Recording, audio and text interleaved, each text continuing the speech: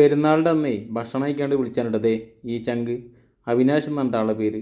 ആടെ നമ്മളെ ചങ്ക് ബ്രോണ് കോഴിക്കോട് പരപ്പനങ്ങാടി റൂട്ടിലെ കൃഷ്ണഹര എന്ന് പറഞ്ഞ ബസ്സിൽ കണ്ടക്ടറായിട്ട് ജോലി ചെയ്യാൻ കേട്ടോ.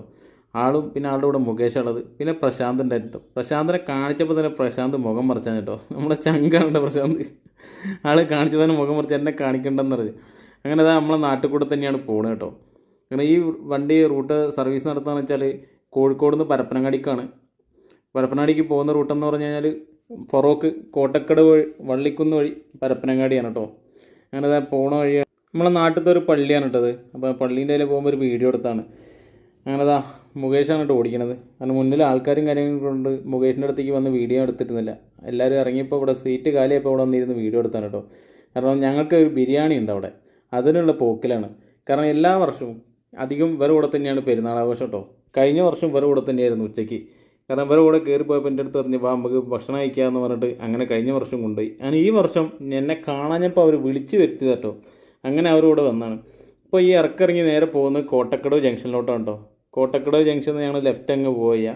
തിരിച്ച് ഞങ്ങൾ പോകുമ്പോൾ നേരെ കോട്ടക്കട് താഴെ കൂടെ പോകുക, ബൈപ്പാസ് വഴി കേട്ടോ. അങ്ങോട്ട് പോകുമ്പോൾ നമുക്ക് ഇതാ ഈ കോട്ടക്കടവിലേക്ക് പോകണമെങ്കിൽ ഈ കയറ്റം കയറിയിട്ട് വേണം പോകാൻ, കോട്ടക്കുന്ന് വഴിക്ക്. ഈ സ്ഥലത്തേക്ക് കോട്ടക്കുന്ന് കേട്ടോ പറയാം. അപ്പോൾ നമ്മൾ ചങ്ക് ബ്രോസ് ബിരിയാണി ഇട്ട് വന്നിട്ട് കേട്ടോ. നമ്മൾ അബൂക്കർ സർബാസ് അതേ നമ്മുടെ ചങ്കുണ്ട് വെക്കൽ, ആളെ പേര് ഞാൻ മറന്നുപോയി സത്യം പറയുകയാണെങ്കിൽ. അങ്ങനെ ഇവർ 3 പേരും ബസ്സിലെ ജീവനക്കാർ തന്നെയാണ് കേട്ടോ. അബൂക്കറും പിന്നെ അബൂക്കറിൻ്റെ കൂടെ ഉള്ളതുപോലെ കുടുംബക്കാർ തന്നെയുണ്ട്, പേര് ഞാൻ മറന്നു. അവന് വീഡിയോ എടുക്കണമെന്ന് എൻ്റെ അടുത്ത് പറഞ്ഞിട്ടുണ്ടായിരുന്നു അബൂക്കർ കേട്ടോ. അതാണ് അബൂക്കർ ചൂണ്ടിക്കാണിക്കുന്നത്. അങ്ങനെ ഞങ്ങൾ പോണ വഴിയാണ്. അപ്പോൾ അവിനാശ് പറയും പ്ലേറ്റ് ഇല്ല എന്നുള്ളത്. അങ്ങനെ അവിനാശ് പ്ലേറ്റ് ഓടിപ്പോയി മേടിച്ച് വന്നിട്ടോ. ആ കാര്യത്തിലൊക്കെ ആൾ കറക്റ്റാണ് കേട്ടോ. കാരണം ഇതേമാതിരി എന്തെങ്കിലും കാര്യം ആളെ പക്കായിട്ട് ചെയ്യും. അപ്പോൾ മുകേഷിന് പ്ലേറ്റ് ഇട്ടപ്പോൾ സന്തോഷമായി. അങ്ങനെ ഇനിയിപ്പോൾ നേരെ എന്തായാലും പരപ്പനങ്ങാടി ചെല്ലുക, ഭക്ഷണം കഴിക്കുക.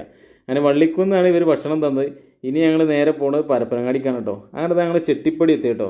കാരണം റോഡിലങ്ങനെ ആളും കാര്യങ്ങളൊന്നും അധികം ഇല്ല കേട്ടോ. ഒന്നാമത് പെരുന്നാളും കാര്യങ്ങളൊക്കെ ഉണ്ട്, ഒരുവിധ കടയും കാര്യങ്ങളൊക്കെ അവധിയാണ്. പിന്നെ റോഡിലങ്ങനെ ആൾക്കാരും ഇല്ല. ഇപ്പോൾ ബസ്സിൽ തന്നെ ആൾ കുറവാണ് കേട്ടോ.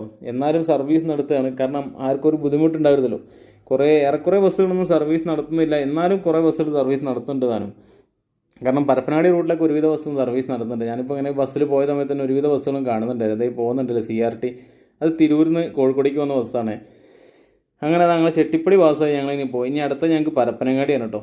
ഇവരുടെ കൂടെ എന്ന് വെച്ചാൽ ഒരു വൈബാണ് കേട്ടോ. കാരണം അവരെല്ലാവരും അത്രയും കമ്പനിയാണ്. കാരണം നമ്മൾ വർഷങ്ങളായിട്ടുള്ള ഒരു കോൺടാക്റ്റുണ്ട്. ഇവരുടെ ബസ്സിൽ ഞാൻ ജീവനക്കാരനായിട്ട് ജോലി ചെയ്തതാണ്.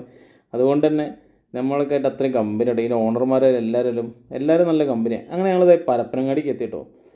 ഇനി വണ്ടി നല്ല ആളെ ഇറക്കി കഴിഞ്ഞിട്ട് നേരെ ഭക്ഷണം കഴിക്കുക, അതാണ് ഞങ്ങളുടെ ലക്ഷ്യം. ആളുകളധികം ഇല്ല, ആകെ 4 പേരാണ് ഉണ്ടായിരുന്നത് പരപ്പനങ്ങാടിക്ക് എത്തുമ്പോൾ.